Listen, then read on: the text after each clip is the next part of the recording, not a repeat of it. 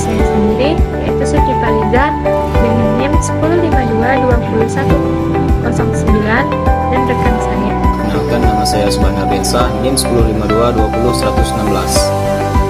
Saya Syafir Grazani dari Prodi Pemerintahan kelas 3A dengan NIM 10522086. Pengawasan ialah sebuah proses untuk memastikan bahwa semua aktivitas yang terlaksana telah sesuai dengan apa yang telah direncanakan sebelumnya.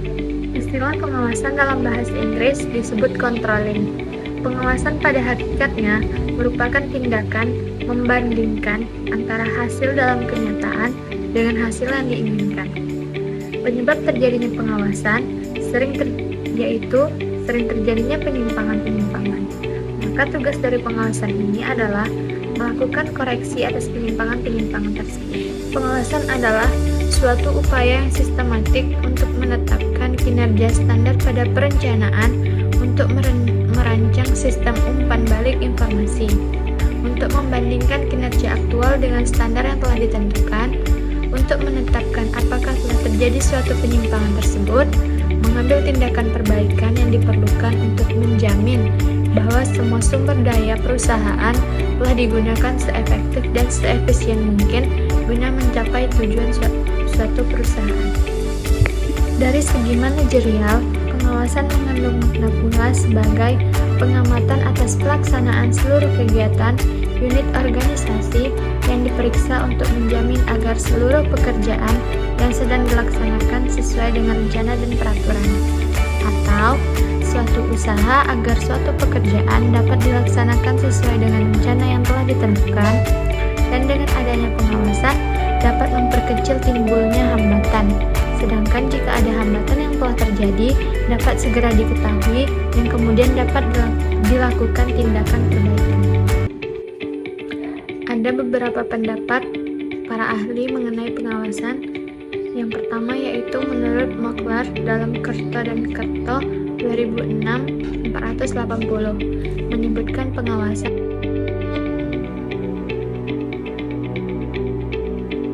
dan pengawasan menurut Mokler tadi jika diartikan dalam bahasa Indonesia yaitu pengawasan adalah suatu upaya sistematis manajemen bisnis untuk membandingkan kinerja dengan standar, rencana atau tujuan yang telah ditentukan sebelumnya untuk menentukan apakah kinerja sejalan dengan standar ini dan mungkin untuk mengambil tindakan perbaikan yang diperlukan untuk memastikan bahwa sumber daya manusia dan sumber daya perusahaan lainnya digunakan dalam cara yang paling efektif dan efisien dalam mencapai tujuan perusahaan.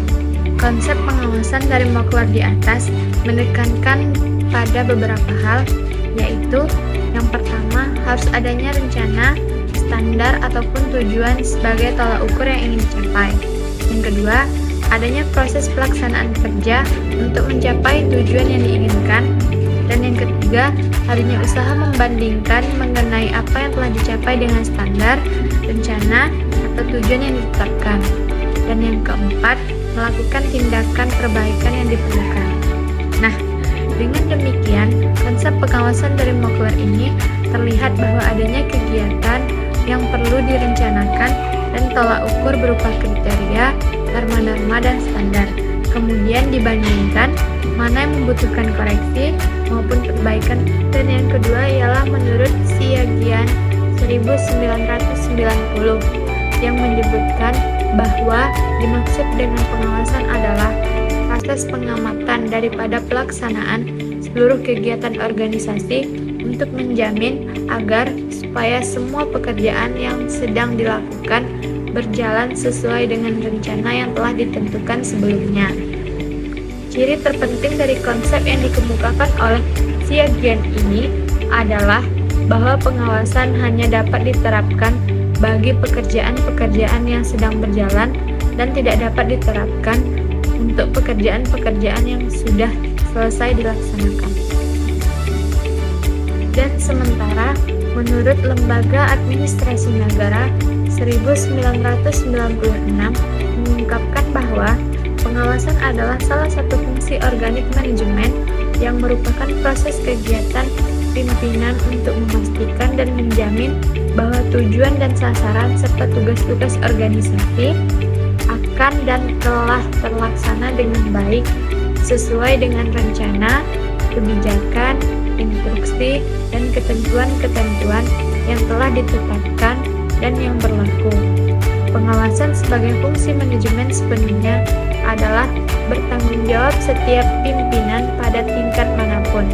Hakikat pengawasan adalah untuk mencegah sedini mungkin terjadinya penyimpangan, pemborosan, penyelewengan, hambatan, kesalahan, dan kegagalan dalam pencapaian tujuan dan sasaran serta pelaksanaan tugas-tugas organisasi. Yang pertama, ada pengawasan kuantitas. Pengawasan kuantitas kerap dilakukan pada sesuatu yang dapat dihitung dan terukur, seperti bahan mentah, produk, dan jasa yang telah dihasilkan, dan dokumen dari berbagai sumber. Kegiatan ini dilakukan untuk memperoleh, mengolah, dan mengidentifikasikan barang yang dimaksud dengan cara tepat sesuai perencanaan. Fungsi pengawasan ini akan memastikan semua hasil produksi dan jasa selalu tersedia sesuai permintaan konsumen alias tidak habis. Pengawasan kuantitas juga membantu manajer dalam mengidentifikasi mana hasil produksi yang sesuai rencana maupun tidak sesuai. Pengawasan kuantitas erat kaitannya dengan inventaris, yaitu inventaris bahan mentah dalam proses dan barang jadi. Dengan mengontrol ketersediaan barang tersebut, organisasi dapat menjalani proses produktif seefektif dan seefisien mungkin. Produk dihasilkan sesuai permintaan, tidak ada bahan mentah terbuang percuma, dan stok barang jadi. Yang kedua, ada pengawasan menurut kualitas. Sementara itu, pengawasan kualitas berfungsi sebagai alat manajemen untuk memperbaiki dan mempertahankan kualitas serta menekan jumlah produk yang tidak layak dijual. Fungsi pengawasan ini cenderung bersifat korektif dan preventif supaya hasil produksi benar-benar memenuhi kebutuhan konsumen, berbeda dengan kuantitas yang terukur secara rinci. Pengawasan kualitas cenderung relatif dan subjektif. Dalam perspektif quality control, kualitas perlu dimaknai sebagai upaya mempertahankan kualitas memuaskan sesuai tujuan yang hendak dicapai. Jadi bukan bagaimana memastikan produk atau jasa memiliki kualitas tinggi mungkin.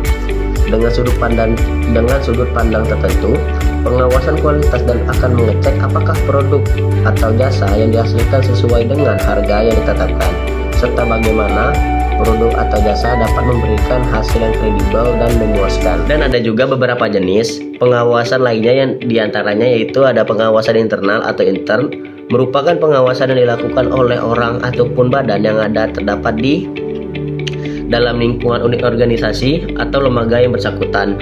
Yang kedua, ada pengawasan eksternal atau ekstern, merupakan pengawasan atau pemeriksaan yang dilakukan oleh unit pengawasan yang ada di luar unit organisasi atau lembaga yang diawasi.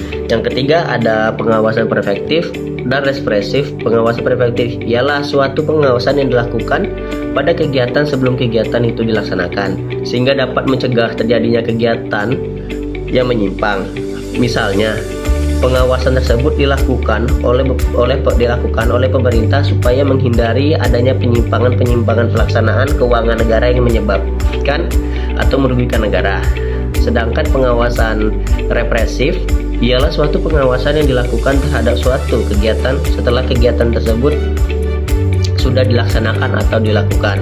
Misalnya, pengawasan represif dilakukan pada akhir tahun anggaran yang dimana anggaran yang telah dilakukan lalu disampaikan pelaporannya. Ada pengawasan aktif dan pasif.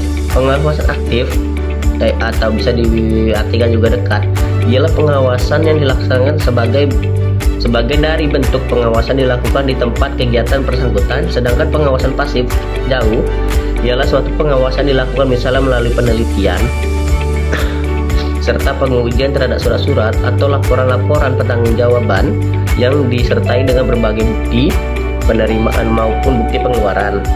Yang terakhir, ada pengawasan kebenaran formil. Pengawasan kebenaran formil ialah pengawasan menurut hak legitimate dan pemeriksaan kebenaran material mengenai maksud serta tujuan pengeluaran normatif. Tujuan pengawasan adalah untuk menghindari kemungkinan adanya terjadi penyelewengan atau penyimpangan baik yang bersifat anggaran budgeting ataupun proses prosedur dan kewenangan authority. Adapun tujuan pengawasan secara khusus yaitu 1. Menjamin ketetapan pelaksanaan tugas sesuai dengan rencana tersebut, kebijaksanaan dan perintah. 2. Melaksanakan koordinasi kegiatan. 3.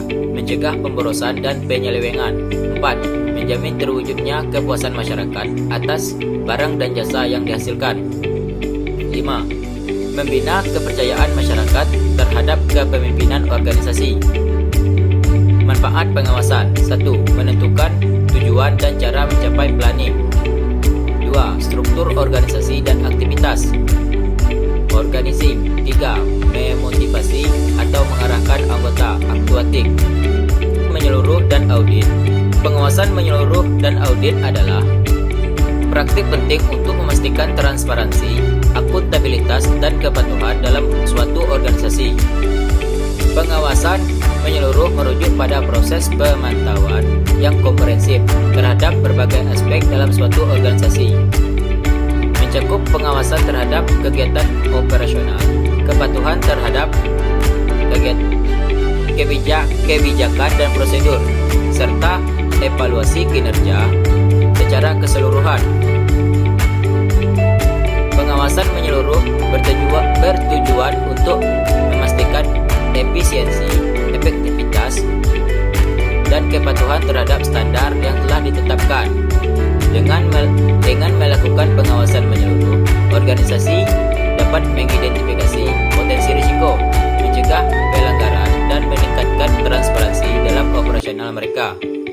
Audit adalah proses sistematis yang dilakukan untuk mengevaluasi dan memeriksa catatan keuangan, prosedur operasional, atau sistem manajemen suatu entitas. Tujuannya adalah untuk memberikan keyakinan kepada pihak luar, seperti pemegang saham atau pihak berkepentingan lainnya mengenai keandalan dan kewajaran informasi yang disajikan oleh entitas tersebut. Audit dapat dilakukan oleh auditor internal yang merupakan bagian dari organisasi atau auditor eksternal yang independen. Keduanya bersama-sama mendukung integritas dan kinerja organisasi. Macam-macam pengawasan yang dikenal di Indonesia adalah 1. Pengawasan fungsional, yaitu pengawasan yang dilakukan oleh aparatur perintah yang tugas pokoknya melakukan pengawasan seperti BPK, BPKP, Itjen, dan Itwilprop atau Itwilkap. 2. Pengawasan legislatif, yaitu pengawasan yang dilakukan oleh lembaga perwakilan rakyat, baik di pusat maupun di daerah. 3.